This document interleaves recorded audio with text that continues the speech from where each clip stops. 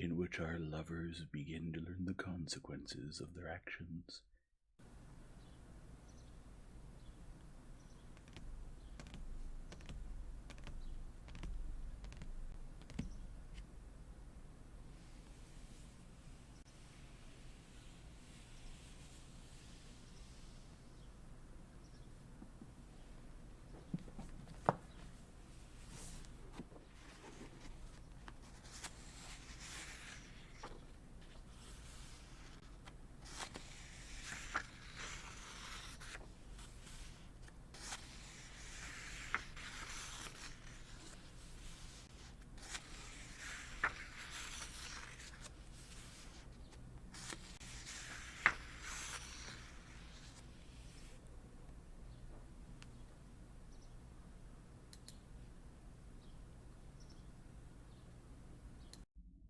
Chapter 27.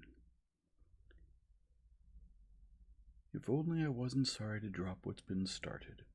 So much work has gone into it. I'd wave my hand at it all, sell it, and go like Nikolai Ivanitch to near Helene, the landowner said, a pleasant smile lighting up his intelligent old face. Yes, but you don't drop it, said Nikolai Ivanovich Sviazhsky, which means it adds up to something. All it adds up to is that I live at home, don't buy anything, don't rent anything. And one keeps hoping the peasantry will see reason. Otherwise you wouldn't believe it. The drunkenness, the depravity, everybody's separate. Not a horse, not a cow left. He may be starving to death, but hire him to work and he'll do his best to muck it up, and then go and complain to the justice of the peace. But you'll complain to the justice of the peace as well, said Sviazhsky. I'll complain? Not for anything in the world. There'd be so much talk, I'd be sorry I ever did. Look at that mill. They took the down payment and left. And the justice of the peace, he acquitted them. It's all held together by the communal court and the headman. That one will give him a good old-fashioned whipping. If it wasn't for that, drop everything. Flee to the ends of the world. Obviously the landowner was teasing Sviazhsky, but Sviazhsky not only did not get angry, but clearly found it amusing. Yes, and yet we carry on our farming without these measures, he said, smiling. Me, Levine, him. He pointed to the other landowner. Yes, things are going well for Mikhail Petrovitch, but ask him how. Is it rational farming? The landowner said, obviously flaunting the word rational. My farming is simple, said Mikhail Petrovitch. Thank God. My method is just to make sure that the cash to pay the autumn taxes is there. The Bujiks come. Father dear, help us out. Where? They're all neighbors, these Bujiks. I feel sorry for them, so I give them enough to pay the first third. Only I say, remember, boys, I helped you, so you help me when there's a need. Sowing oats, making hay, harvesting. Well, and I talk them into so much work for each tax paid. There's some of them are shameless, it's true. Levine, who had long known these patriarchal ways, exchanged glances with Sviazhsky and interrupted Mikhail Petrovitch, addressing the landowner with a gray mustache again. Then what do you think? He asked. How should the farming be done now? Why, the same way Mikhail Petrovitch does it. Either let the land for half the crop or rent it to the Mujiks. It can be done, but that way the commonwealth of the state is ruined. Where with serf labor and good management my land produced ninefold, it will produce threefold when let for half the crop. The emancipation has ruined Russia. Sviazhsky glanced at Levine with smiling eyes and even gave him a barely noticeable mocking sign. But Levine did not find the landowner's words ridiculous. He understood them better than he did Sviazhsky. And much of what the landowner went on to say, proving why Russia had been ruined by the emancipation, seemed to him very true, new, and irrefutable. The landowner was obviously voicing his own thought, which happens rarely, and this thought had not been arrived at by a desire to somehow occupy an idle mind, but had grown out of the conditions of his own life, had been hatched out in his country's solitude, and considered on all sides. The point, kindly note, is that all progress is achieved by authority alone, he said, apparently wishing to show that he was no stranger to education. Take the reforms of Peter, Catherine, Alexander. Take European history. The more so with progress in agricultural methods. Take the potato. Even it was introduced here by force. The wooden plow hasn't always been in use either. It was probably introduced before the Tsars, and also introduced by force. Now, in our time, under serfdom, we landowners carried on our farming with improvements. Drying kilns, winnowers, the carting of dung, and all the tools. We introduced everything by our authority, and the Mujiks first resisted, and then imitated us. Now, sirs, with the abolition of serfdom, our authority has been taken away, and our farming, where it was brought to a high level, is bound to sink to the most savage, primitive condition. That's how I understand it. But why so? If it's rational, you can carry it on with hired help, said Zvyashki. There's no authority.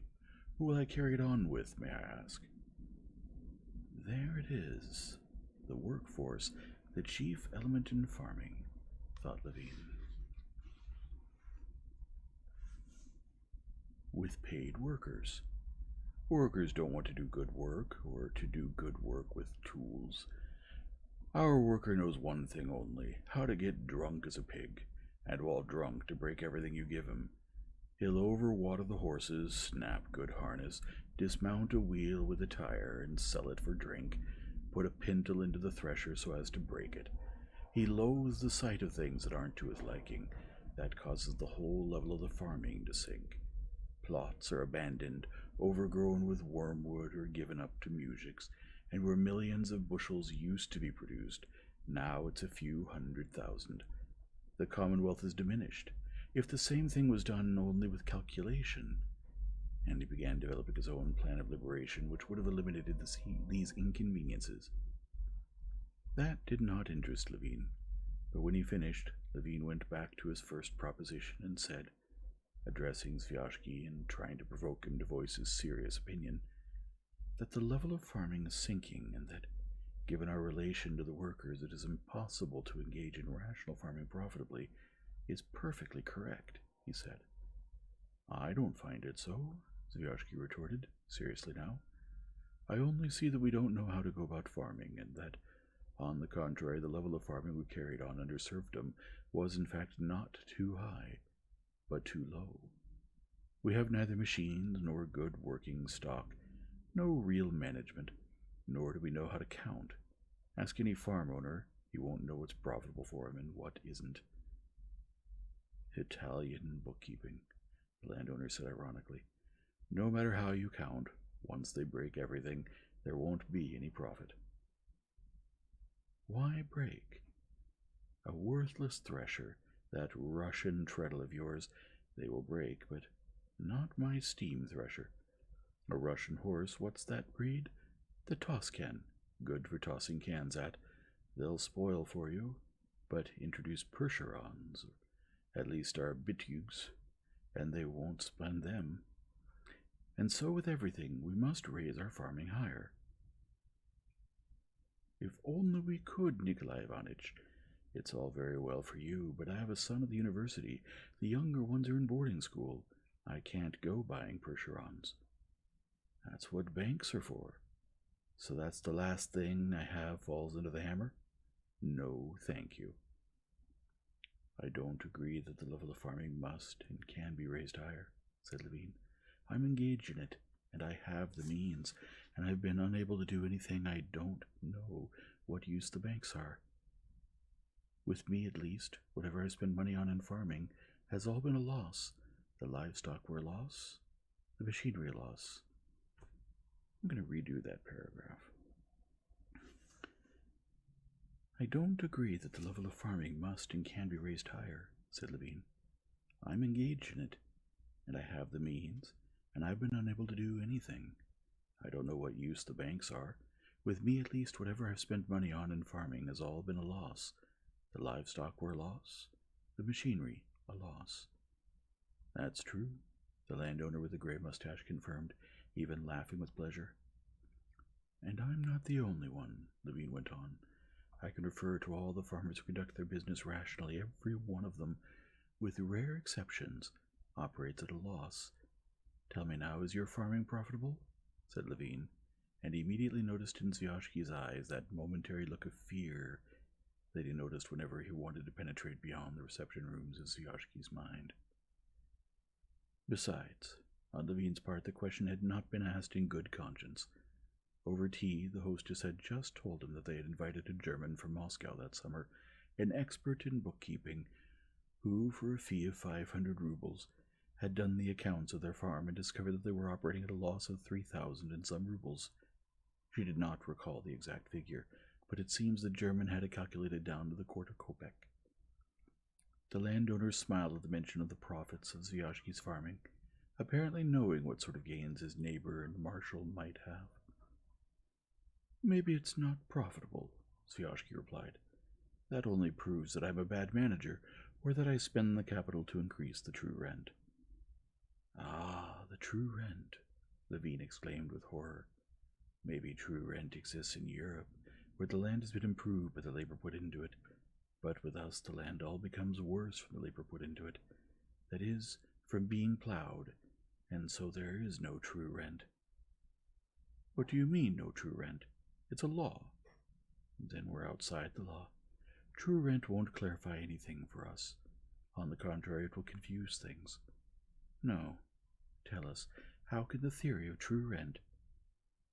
Would you like some curds? Masha, send us some curds here, or raspberries. He turned to his wife.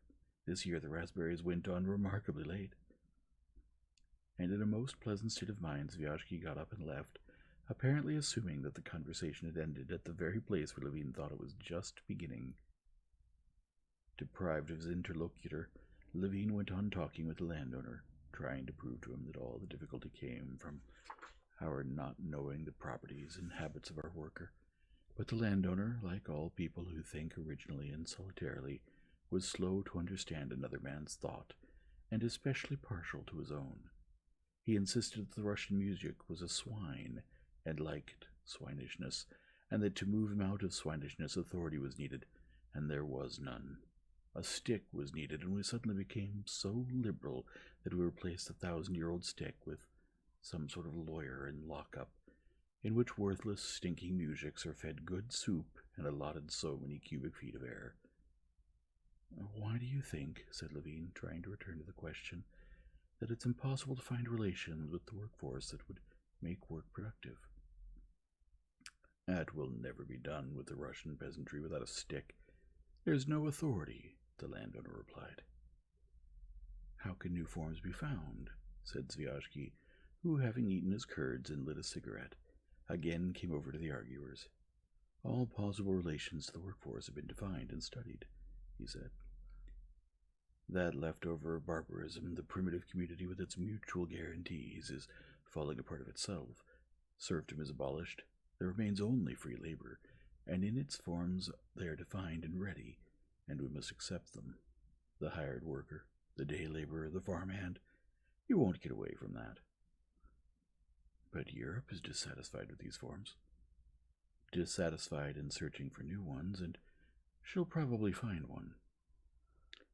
That's just what I'm talking about, replied Levine. Why shouldn't we search for them on our own? Because it's the same as inventing new ways of building railways. They're invented and ready. But what if they don't suit us? What if they're stupid? Said Levine. And again he noticed the look of fear in Zvyashki's eyes. Yes, right. We'll win at a canter. We found what Europe's been searching for. I know all that, but... Pardon me. Do you know what's been done to Europe without the question of workers' conditions? No, very little. This question now occupies the best minds in Europe. The Schulze-Delitzsch tendency, also all the vast literature on the workers' question, on the most liberal Lassalle tendency. The Mulhouse system is already a fact. You surely know that.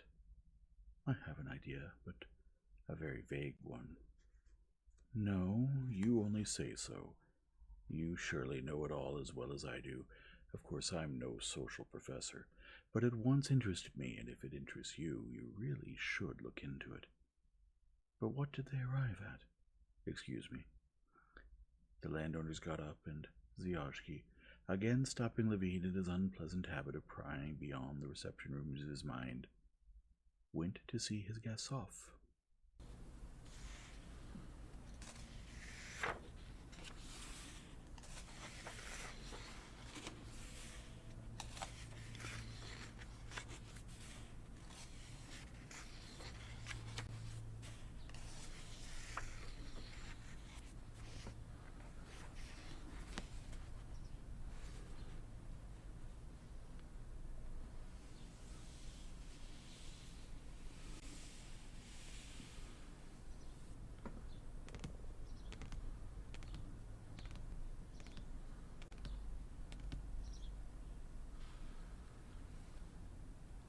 If you enjoy this format, please leave a like and subscribe and return tomorrow for the next chapter.